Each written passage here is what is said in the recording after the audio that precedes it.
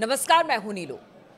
तो आखिर तक नहीं झुके ममता बनर्जी के सामने रतन टाटा। हम बात कर रहे हैं सिंगूर और हम बात कर रहे हैं नैनो प्लांट की।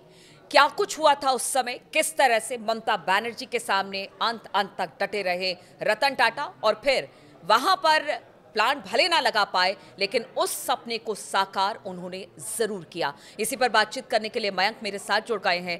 मयंक, हम बात कर रहे हैं रतन टाटा की। आज उन्हें याद किया जा रहा है, उनके कामों को, उन्होंने जो एक विजन देखा खासतौर पर भारत के लिए, और कहते हैं हमेशा कुछ नया लेकर आते थे। और जब नैनो गाड़ी, जो कि लखटकिया गाड़ी भी कही जाती थी, जब उसका सपना उन्होंने देखा तो सिंगूर को उन्होंने चुना। लेकिन वहां पर जो कुछ हुआ, जरा आज हमारे दर्शकों को बताएं कि किस तरह से वो अंत अंत तक ममता बनर्जी के आगे नहीं झुके। देखिए, आपने बिल्कुल ठीक कहा। रतन टाटा जी ने सपना भी देखा और उसे पूरा भी किया, और उसके लिए वो न ममता बनर्जी के आगे ना किसी और के आगे झुके। देखिए, वो 18 मई 2006 की बात है जब ये अनाउंसमेंट किया गया था कि सिंगूर में नैनो जो है प्लांट लगाया जाएगा।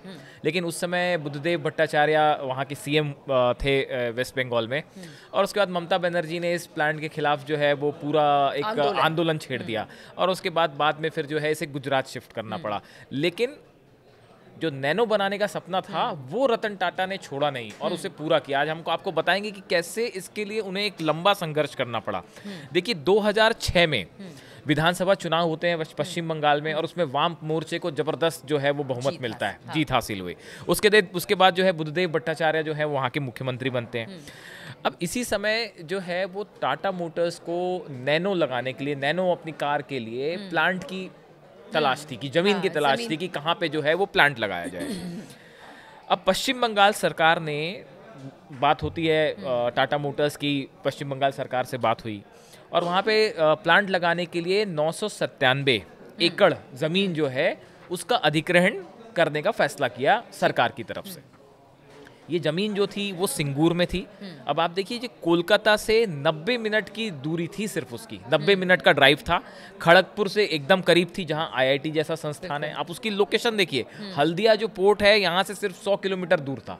अब आप सोचिए, अगर वहाँ, आप तो खैर उसी इलाके से आती हैं, आप सोचिए वेस्ट बंगाल में अगर लग गया होता तो तस्वीर ही बदल गई होती। तस्वीर बदल गई होती है, और आज उसका कहीं ना कहीं खामियाजा सिंगूर में प्लांट टाटा का ना लगना, उसका खामियाजा वहाँ की जनता को भुगतना पड़ रहा है।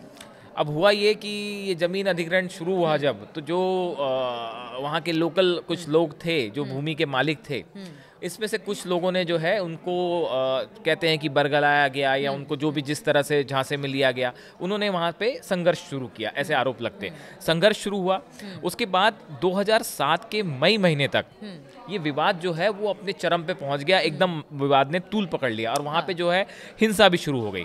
उस समय विपक्षी पार्टी जो मुख्य थी वो ममता बनर्जी उसको लीड कर रही थी। तो ये एक बड़ा मुद्दा था जो ममता बनर्जी के हाथ आ गया था, बुद्धदेव भट्टाचार्य और वाम सरकार के खिलाफ। और यहाँ से ये जो ऐसा लगता है कि ये जो लड़ाई दो राजनीतिक दलों के बीच की थी, इसके बीच उसका खामियाजा जो है वो नैनो प्लांट और ये जो प्रोजेक्ट था इसको उठाना पड़ गया था। अब इस प्लांट में साइट पर जो है वो हिंसा भड़क जाती है। वहाँ पे कई पुलिस ने जो है रबर की गोलियां फायर की, ऐसा बताया गया, आंसू गैस के गोले छोड़े गए, ईंट पत्थर चलाए गए।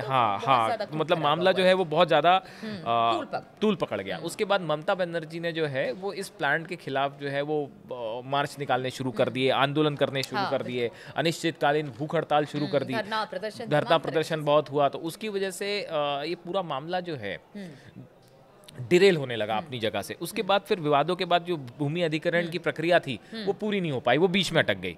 और उसके बाद फिर जो है अंततः जो है गुजरात के सानंद में जो है वो टाटा ने जो है अपनी वहाँ पे ज़मीन उनको दी गई, और गुजरात में जो है रतन टाटा ने जो है वो प्लांट लगाया। और उसके बाद नैनो जो है सफलतापूर्वक मार्केट में आई, और उसने बहुत बड़े स्केल पे लोगों के एक मिडिल क्लास का जो सपना था उसको पूरा भी किया। अब देखिए, ये एक है ना लंबा संघर्ष था। कोई भी देश का बड़ा बिजनेसमैन कहीं पे प्लांट लगाने जा रहा है, वहाँ की जमीन अधिग्रहण की कोशिश हो रही है।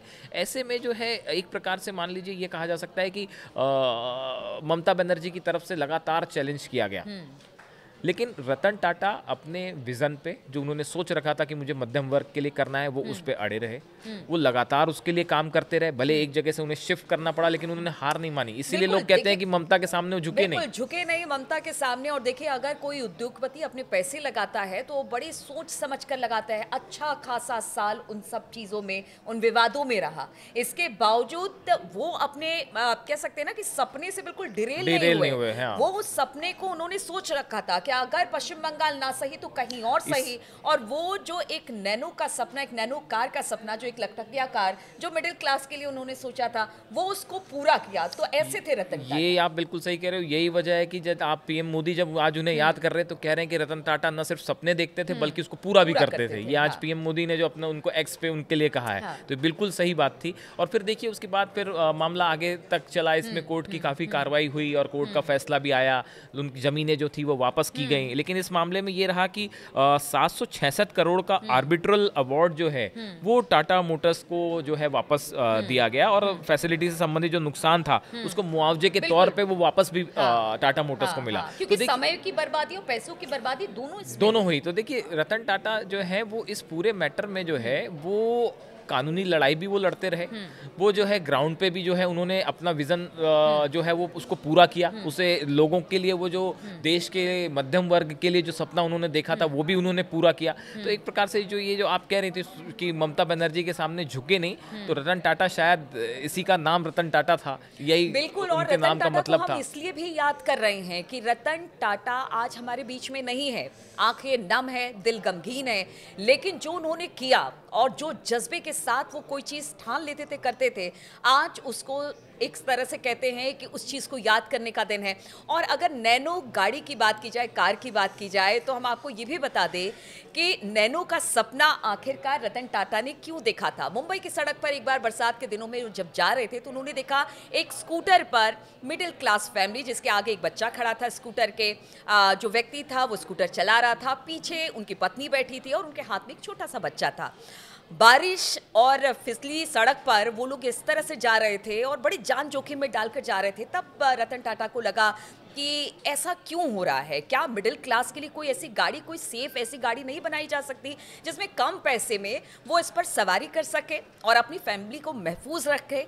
तो वहाँ से रतन टाटा ने नैनो का सपना देखा और जो आज किस्सा हमने आपको सुनाया उससे आप समझ सकते हैं कितने विजनरी थे रतन टाटा। और उन्होंने सिर्फ मिडिल क्लास के लिए नहीं, हर एक क्लास के लिए काम किया। इतनी सारी कंपनियां थी मयंक, और हर कंपनी ने अपना पूरा योगदान देश के लिए दिया। उनकी अर्थव्यवस्था में एक बड़ा योगदान टाटा ग्रुप का। बिल्कुल, इसमें कोई शक नहीं है कि देश के विकास के लिए रतन टाटा ने अपना पूरा जीवन लगाया और अपनी कंपनी के लिए, अपने एम्प्लॉयज़ के लिए, देश की जनता के लिए, देश की सेवा के लिए अपना पूरा जीवन उन्होंने समर्पित किया। बिल्कुल, तो हमारी तरफ से रतन टाटा को एक बार फिर से बहुत नमन, और हम उनके जो किए गए कार्य हैं उनको हमेशा याद रखेंगे।